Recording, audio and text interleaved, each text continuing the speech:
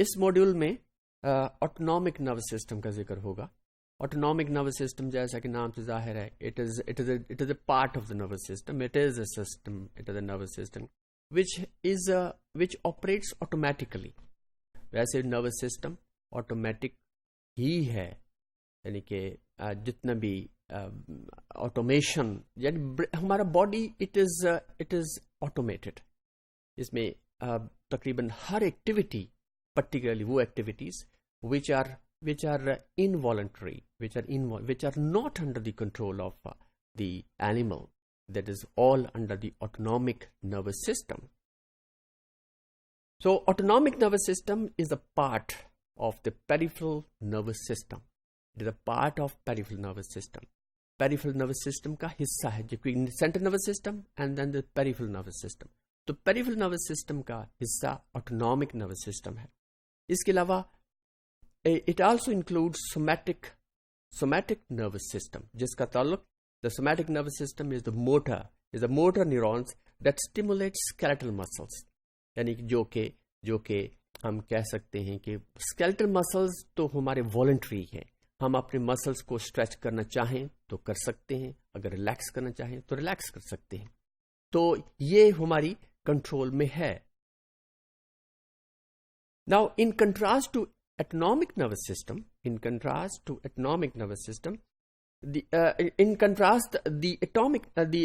autonomic nervous system consists of motor neurons that control smooth muscles and cardiac muscles and glands। और ये वो body organs है जिसका हमने जिक्र किया, smooth muscles, cardiac muscles and the glands. They are the structures which are involuntary, which are not under the control of the body। जैसे अगर हम चाहें कि हमारी बॉडी के ग्लैंड्स जो हैं, if they stop secreting, we cannot control them। इसी तरह अगर हम पेरिस्टाल्टिक मूवमेंट्स को कंट्रोल करना चाहें, we cannot control them। ये ऑटोमेटिकली ही जब इसकी जरूरत होगी तो ये हमारी डाइजेस्टिव सिस्टम जो है वो भी हमारा कंट्रोल के अंदर नहीं है, क्योंकि पेरिस्टाल्टिक मूवमेंट्स ही हैं जो कि हमारे फूड को आगे आगे आगे और ले जाती हैं। तो this is all under the control of autonomic nervous system. In addition to autonomic nervous system, this monitors visceral organs and blood vessels. यानी कि हमने विसरा की तो बात कर ली, alimentary canal, that is digestive tract भी कहते हैं इसे। तो इसके अंदर जितनी भी एक्टिविटीज हैं, that is all under autonomic control. और जब हम फूड खाते हैं तो वो किस तरह डाइजेस्ट होता है, we do not know it. हमें एहसास नहीं होता क्या हमारी बॉडी के अंदर हो रहा है, लेकिन जब तक हम इसको स्टडी ना करें, लेकिन फिर भी हमें पता नहीं चलता कि हमारी बॉडी के अंदर मूवमेंट हो रही हैं, पेरिस्टाल्टिक मूवमेंट्स हो रही हैं या नहीं हो रही। और इसी तरह blood vessels, there is a vasoconstriction and vasodilation. और जब हम भागते हैं तो वेजो कंस्ट्रक्शन भी होती है, वेजो डायलेशन भी होती है। मसल्स को सप्लाई ब्लड की ज्यादा हो जाती है तो वेजो डायलेशन से होती है। तो ये तमाम activities they are all autonomic, that is automatic हो रही है। In the autonomic nervous system, the connection between the CNS and the effector that consists of two neurons, और इसमें कौन कौन सी है, pre-ganglionic neuron